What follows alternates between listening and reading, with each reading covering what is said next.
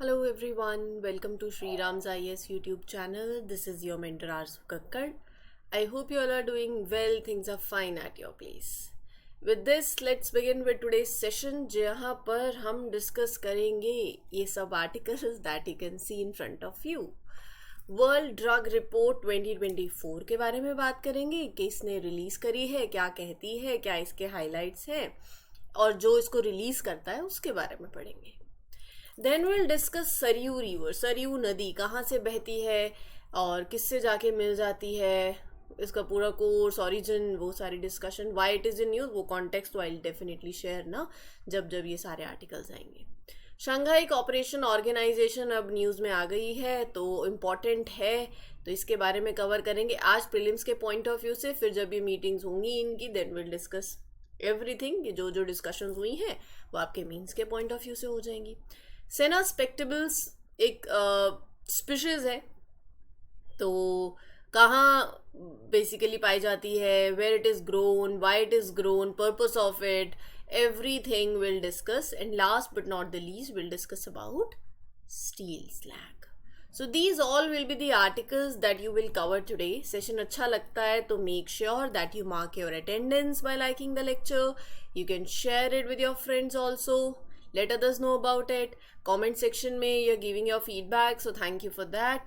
And channel subscribe जिन्होंने नहीं किया है, do subscribe to the channel also, so that whenever a session gets published you get the notification, right? चलिए, तो I think let's begin.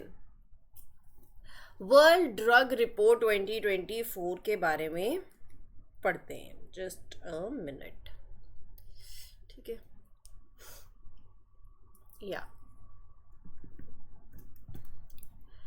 हाल ही United Nations agency tackling crime and drugs abuse UNODC released its annual world drug report. तो मतलब ये report release करी जाती है by UNODC. एक एनुअल रिपोर्ट है, हर साल ये रिपोर्ट आती है by United Nations office on drugs and crime. ये रिपोर्ट क्या कहती है? ये रिपोर्ट कहती है कि जो लोग who are using drugs, the number of people who are using drugs, they have increased. It has increased to 292 million in 2022, जो कि 20% it is increase than 10 years ago. So अगर मैं पिछले 10 साल की बात करूँ over the past 10 years, उसके comparison में it is a 20% increase. 292 million are the ones who are in 2022 who are in drugs, who are using drugs. Cannabis जो है वो most widely used drug है. 228 million users हैं इसके. Opioids 60 million user हैं. Amphetamines 30 million users हैं. Cocaine 23 million users हैं. Ecstasy 20 million users हैं. Right? तो वो कह रहे हैं कि जो emerging drugs हैं like nitazens, it is a group of very strong synthetic opioids. They have recently appeared in the wealthy countries. They are causing more overdose death. ज़्यादा overdose हो जाती है ना. तो overall 64 million people out of 64 million people worldwide who have drug use disorders, सिर्फ 1 in 11 is receiving treatment. 64 million people में से, मतलब they are the ones worldwide suffer from drug use disorders, जिसमें से you can say 1 in 11 is in treatment. Women receive less access to the treatment than men. Women are less likely to get treatment for drug use disorders as compared to men. जैसे कि only 1 in 18 women with drug use disorders they receive treatment. Men में it is 1 in 7, right? 2022 में approximately 7 million लोग had formal interactions with the police. Arrest लगा लीजिए, warnings लगा लीजिए, cautions लगा लीजिए for drug related offenses. And about 2/3 of these cases were due to drug use or possession for personal use. इसके साथ साथ 2022 में 7 मिलियन लोग were prosecuted for drug related offences and 1.6 million were convicted globally in 2022. तो ये सारे data जो है ये आपके प्रीलिम्स में भी किसी तरीके से पूछा जा सकता है, तो एक आइडिया होना चाहिए कि अच्छा जब मैं ड्रग्स की भी बात कर रही हूँ, सो मोस्ट यूज ड्रग्स कौन से हैं, ड्रग्स यूजर्स बढ़े हैं, कितने % का इंक्रीज हुआ है, एटलीस्ट इतना you should have an idea. अच्छा, एक जेंडर डिस्पैरिटी इन ट्रीटमेंट, ये भी आपसे पूछा जा सकता है, क्या womens are less likely to get treatment for drug use disorders? Yes. इस तरीके से सवाल जो है वो प्रीलिम्स में पूछे जा सकते हैं. मेंस में यही आप स्टेटमेंट्स अपने जो डेटा है उसको यूज कर सकते हो इन योर आंसर राइटिंग. ठीक है. नेक्स्ट मैंने आपको बताया था कि जो रिपोर्ट लेकर आ रहा है उसके बारे में भी पढ़ेंगे ना. UNODC, United Nations office on drugs and Crime, एक ग्लोबल ऑर्गेनाइजेशन है that leads efforts to combat illegal drugs and international crime.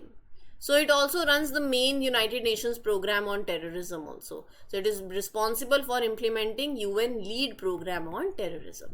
1997 में it was established, it was created. दो organizations merge हुई through a merger between United Nations Drug Control Program and the Center for International Crime Prevention. इसका headquarter vena Austria के अंदर है. ये क्या काम करते हैं? It works to educate people worldwide about the dangers of drug abuse. International efforts को ज़्यादा strengthen किया जाए where you stop illegal drug production, उसकी trafficking, drug related crimes, तो ये सारा इनका काम है. This organization helps countries to improve their crime prevention strategies. How you can reform your criminal justice systems. तो यहाँ पर ये ऑर्गेनाइजेशन जो है वो काम करती है to improve that. इसका मकसद है कि you strengthen rule of law. एक स्टेबल और इफेक्टिव क्रिमिनल जस्टिस सिस्टम हो, and you fight against these growing threats of internationally organized crime and corruption to combat that. 2022 में United Nation General Assembly approved expanded the activities for UNODC's terrorism prevention branch. मतलब they focus on helping countries to adopt and implement 18 international legal agreements against terrorism. So they focus on providing assistance to the states on request in ratifying and implementing. मतलब यही हो गया ना कि you are helping the countries to implement these 18 international legal agreements जो कि हैं against terrorism. ये ऑर्गेनाइजेशन मेनली रिलाई करती है on voluntary donations from the government to fund most of its work. तो वॉलेंट्री कॉन्ट्रीब्यूशन पे ये रिलाई करते हैं. ठीक है. सरयू रिवर क्या न्यूज में है? An artificial lake formed in the Sarayu river remains a significant threat as efforts to drain it have failed for the second consecutive day. कह रहे हैं कि एक artificial lake has formed in the Sarayu river. तो ये एक it is creating a serious and ongoing risk. Attempts हो रहे हैं टू ड्रेन द लेक, लेकिन वो अनसक्सेसफुल हो रहे हैं. राइट. तो हमारे लिए यहाँ पर हमें पढ़ना है सरयू नदी के बारे में. ये नदी जो है ये फ्लो करती है उत्तराखंड और यूपी से. इसको सरजू रिवर, सरयू रिवर भी पढ़ते हैं. अगर आपने कुछ दिनों पहले सेशन देखा हो आजकल में ही, तो पार्वती या पार्वती नदी के बारे में भी हमने पढ़ा था. कहाँ से ओरिजिनेट करती है? Do let me know in the comment section. और किसको जाके मिल जाती है वो भी बताना. एक हिंट दिया है मैंने.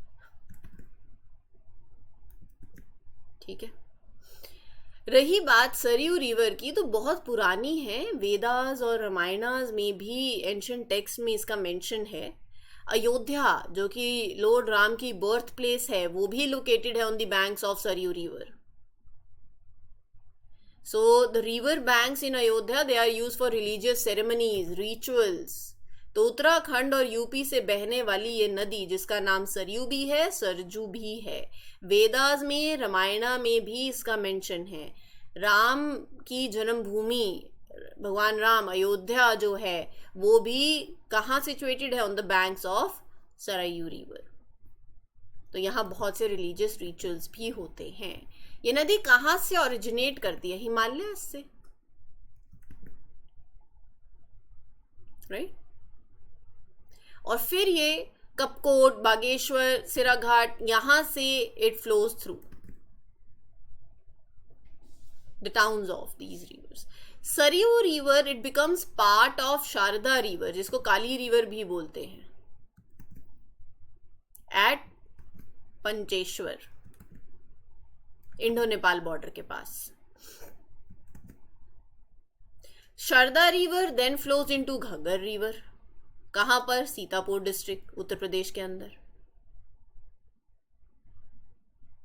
तो वो कह रहे हैं कि इन इट्स लोअर पार्ट्स, मतलब जब ये अयोध्या से बहती है तो घग्गर रिवर जो है it is known as Sarayu most of the time. So lower Ghaggar is popularly known as Sarayu in India, specially while it flows through the city of Ayodhya. ठीक है, बात आ गई समझ में? आगे बढ़ते हैं, अगला आर्टिकल लेते हैं जिसमें हम बात करेंगे आज एससीओ की, शांघाई कोऑपरेशन ऑर्गेनाइजेशन. इंडिया ने फॉर्मली कंफर्म कर दिया है that it will take part in the yearly meeting of SCO, जो कि होगी अस्ताना, कजाकिस्तान में. आपका होमवर्क क्या है? मैप में जाकर लोकेट करें कहाँ पड़ता है, और इसके साथ साथ बॉर्डरिंग कंट्रीज कौन सी लगती हैं. हमारे जो एक्सटर्नल अफेयर्स मिनिस्टर हैं, it will lead the Indian delegation at this summit. अब ये बहुत इंपॉर्टेंट, आपको लगेगा कि बस ये समिट यहाँ होगी, बात खत्म. नहीं, बात ऐसे खत्म नहीं होती ना, क्योंकि आपने यूपीएससी का एग्जाम देना है. तो यूपीएससी बॉर्डरिंग कंट्रीज मैप जितना आप, अब एक पॉइंट ऑफ टाइम के बाद जब कोई भी कंट्री ऐसी आए, आपको खुद इमेजिन हो जाना चाहिए, अच्छा ये वहां पड़ती है, नॉर्थ में ये लगता है, ईस्ट में ये, वेस्ट में ये, साउथ में ये. विजुअलाइजेशन, जब कोई एक कुछ याद करते हो, वो फोटो दिमाग में आ जाती है ना, किसी कोई मेमोरी, अच्छा यहाँ घूम के आए थे, फटाफट से पिक्चर्स रिफ्लेक्ट होती हैं. सेम इतना मैप देखो कि वो यहाँ उसकी पिक्चर छप जाए, राइट? तो मेक श्योर कि मैप प्रैक्टिस करें, रोज करें, एक दिन भी स्किप ना करें. ठीक है. रही बात एससीओ की, 2001 में 15 जून it was established in Shanghai, China. ये largest regional organization है in the world by both its area and population. 80% Eurasian land mass ये कवर करती है और 40% it includes world population. इसका मकसद क्या है? कॉपरेशन प्रमोट करना, पीस को प्रमोट करना अमंग इट्स मेंबर कंट्रीज. तो मेंबर कंट्रीज कौन कौन सी हैं वो बताते हैं. International political and economic order जो है दैट शुड बी एक न्यू, एक फेयर, एक रैशनल तरीके से होना. इसमें Kazakhstan, China, Kyrgyzstan, Russia, Tajikistan, Uzbekistan, ये इसके फाउंडिंग मेंबर्स हैं. इंडिया और पाकिस्तान ने 2017 में ज्वाइन किया, ईरान ने 2023 में किया. टोटल 9 मेंबर स्टेट्स हो गए हैं. ठीक है जी. फिर उसके बाद it includes 8 member states and 3 observer states. Mongolia, Belarus, Afghanistan, ये इनके ऑब्जर्वर स्टेट्स हैं. ईरान को जब ईरान ने ज्वाइन किया, after Iran join, it now controls 20, SCO controls 20% of the world's oil reserve and 44% of its natural gas. Structure की बात करूं तो head of the state council वो है supreme decision making body in the SCO. हर साल ये मिलते हैं to decide on the important matters. और ये ऑर्गेनाइजेशन की 2 परमानेंट बॉडीज हैं. एक है द SCO सेक्रेटरीट जो कि बीजिंग में है, and the other one is the executive committee of regional anti terrorist structure RATS. Tashkent Uzbekistan में है. ये फोकस करता है on RATS, on enhancing cooperation among the SCO member states to combat terrorism, separatism and extremism. इसकी official language SCO की है Chinese and Russian. छोटी छोटी बातें हैं that are important. Moving ahead with the next article. Environmental organizations recently urged the forest department, क्या कहा उन्होंने, to maintain transparency in a project to extract Sena spectacles from the Wayanad Wildlife Sanctuary. तो environmental organizations ने request किया है forest department को to ensure openness, transparency, clarity in the project जो कि involve कर रहा है. That project is involving the extraction of Sena spectacles from the Wayanad Wildlife Sanctuary.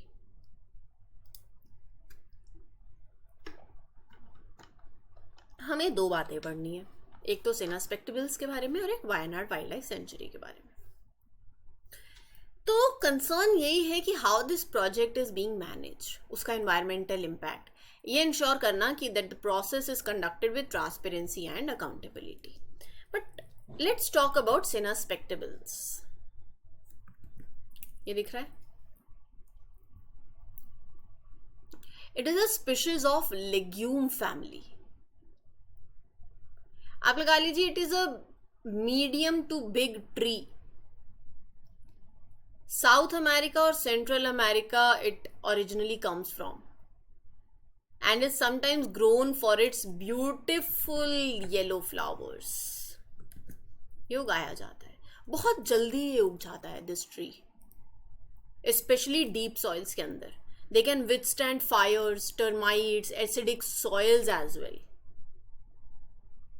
तो लोग प्लांट करते हैं इसको, सेना स्पेक्टेबल्स को, for the purpose like fuel wood के लिए, एक डेकोरेटिव प्लांट के तरीके से यूज कर लेते हैं, या फिर it to provide shade in the farming areas as well. लेकिन इंडिया के अंदर ना यूपीएससी आपसे पूछ सकती है, ये एक इन्वेजिव एलियन स्पीशीज है. वो होता है ना, कोई बाहर से आ जाता है तो आपको खतरा हो जाता है, टेंशन हो जाती है कब जाएगा क्योंकि हमारे इकोसिस्टम को नुकसान पहुंचा रहा है. ऐसे ही ये एक इन्वेजिव एलियन स्पीशीज है. इसका मतलब it can spread rapidly, it can disturb the local ecosystem. बाहर का मेहमान आके घर के लोगों को परेशान कर रहा है. तो एक एनवायरमेंटल वीड भी इसे कंसीडर किया जाता है. मतलब it is highlighting its potential to harm the natural habitats outside its native range. So ये लेग्यूम फैमिली का है, मीडियम टू बिग ट्री है, native to South and central America. एक ऑर्नामेंटल प्लांट, जैसे मैंने आपको बताया डेकोरेशन के लिए भी इसको यूज किया जाता है क्योंकि it has that bright yellow colour flowers. Fast growing species है, डीप सॉइल में बहुत जल्दी ये उगता है. फायर एंड टर्माइट रेसिस्टेंट है, स्ट्रॉन्ग एसिडिक सॉइल्स के लिए भी बहुत टॉलरेंट है ये. तो लोग इसको प्लांट करते हैं फ्यूल वुड के लिए, ऑर्नामेंटल के लिए, शेड ट्री के लिए. इन्वेजिव एलियन स्पीशीज है, इसको कंसीडर किया जाता है एज एनवायरमेंटल वीड. ठीक है जी. इंडिया के अंदर इसको इंट्रोड्यूस किया गया एज शेड ट्री. जब कॉफी उगती है ना, तो कॉफी के लिए मतलब ज्यादा धूप नहीं लगे, कॉफी को शेड मिलती रहे, तो कॉफी और फायरवुड के लिए it is grown as shade trees. लेकिन हमने तो इसलिए उगाया, लेकिन धीरे धीरे जो अगल बगल के ट्री स्पीशीज है उनके लिए खतरा बन जाता है क्योंकि इतना इसका डेंस फोलियाज है, क्योंकि बाकी इंडिजीनियस ट्रीज की ग्रोथ नहीं होने देता, ये ग्रास स्पीशीज की ग्रोथ नहीं होने देता. और इतना ताकतवर है तो इसके अभी कहाँ ये कोई खतरे में, लीस्ट कंसर्न है ये. इतना स्ट्रॉन्ग है ना, ये सब चीजें विथस्टैंड कर सकता है. ऐसे याद कर लो कि इतना कुछ इसके फीचर्स पढ़ लिए तो कहाँ से ये एक्सटेंशन और एंडेंजर्ड और वल्नरेबल होने लगा. It is categorised as least concern. तो इसकी पॉपुलेशन अच्छी खासी स्टेबल है and is not facing any immediate threats for its survival in its native habitats. Native छोड़ो, औरों के होता है ना, घरों में घुसकर भी उन्हें भी टेंशन दे रहा है ऐसा. Coming to Wayanad wild life sanctuary. Wayanad Kerala के अंदर पड़ती है, इस नाम से पता चल रहा है. वेस्टर्न घाट्स माउंटेन रेंज के आसपास पड़ती है. नीलगिरी बायोस्फीयर रिजर्व की क्या ये सेंचुरी पार्ट है, यूपीएससी पूछेगी. यस, एक यूनेस्को वर्ल्ड हेरिटेज साइट है. मैप में इसको लोकेट करेंगे आज आप, वायनाड वाइल्ड लाइफ सेंचुरी को. It is bordered by the protected areas of Nagarhole and Bandipur in Karnataka, north eastern side and on the north eastern side, Mudumalai in Tamil Nadu on the south eastern side. तो basically वो बोल रहे हैं सेंचुरी के अगल बगल अगर आप देखें, नॉर्थ ईस्ट की तरफ थोड़ा सा ईस्ट, वेस्ट, नॉर्थ, साउथ। तो नॉर्थ ईस्ट की तरफ यहाँ आपको इसके पास पास नागरहोल और बांदीपुर कर्नाटका की लगती है। South east Mudumalai Tamil Nadu, right. और बहुत सी ट्राइब्स हैं जो यहाँ इन फॉरेस्ट में रहती हैं, पनियाज, कट्टुनाइकन्स, कुरुमास, उराली, अदियंस, कुरिचिया, तो ये ट्राइब्स हैं। ठीक है जी, चलिए आगे चलते हैं। फ्लोरा की बात करूं तो यहाँ पर आपको moist deciduous to dry deciduous देखने को मिलेंगे species, semi evergreen patches, teak, rosewood, eucalyptus, silver oak plantation, ये आपको यहाँ देखने को मिलेंगी। Marshy lands are also there. Elephant, panther, tiger species आपको यहाँ पर देखने को मिलेंगी। लार्जेस्ट पॉपुलेशन टाइगर्स की है यहाँ। ठीक है, चलिए चलते हैं हमारे आज के लास्ट आर्टिकल पे। हाल ही में the member of NITI Aayog released guidelines किस चीज की, for the utilisation and processing of steel slag as processed steel slag aggregates in road construction. कह रहे हैं ये गाइडलाइंस रिलीज करी हैं, डिटेलिंग है कि कैसे, how to use and process steel slag for making processed steel slag aggregates specifically for road construction.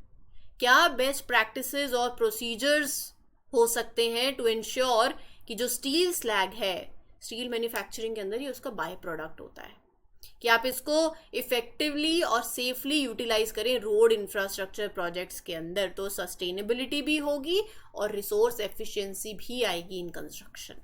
तो let's talk about steel slag. Steel industries के अंदर when you are processing we are in the making of steel, तो ये जो left over material है that is steel slag. Large amount में होता है ये, जब steel is made using the electric arc furnaces by smelting iron ore. देख रहे हो आप ये? तो इसके अंदर आपको calcium, magnesium, manganese, aluminium silicate, oxides के बहुत कॉम्बिनेशन देखने को मिलेंगे, right. So these elements form different types of slag during the cooling process, जिसको आप अलग अलग तरीके से डिफरेंट इंडस्ट्रीज में यूज कर सकते हो। Steel slag is a by product of steel production.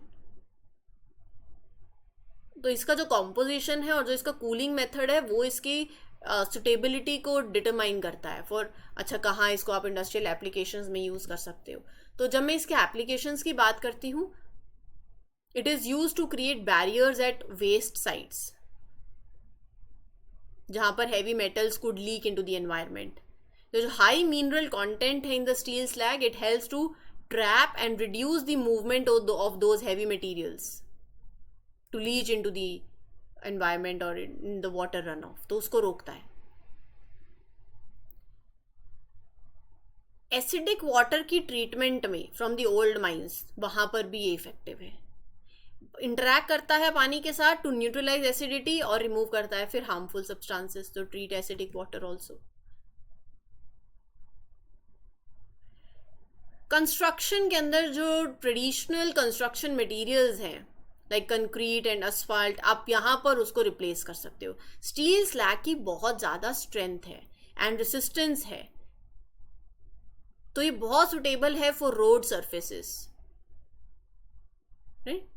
तो it is valued for its ability to improve environmental conditions and enhance the performance of construction materials.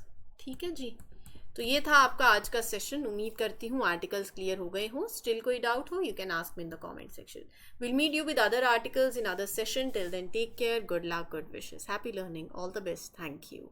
This is your mentor Arzoo Kakkar, signing off.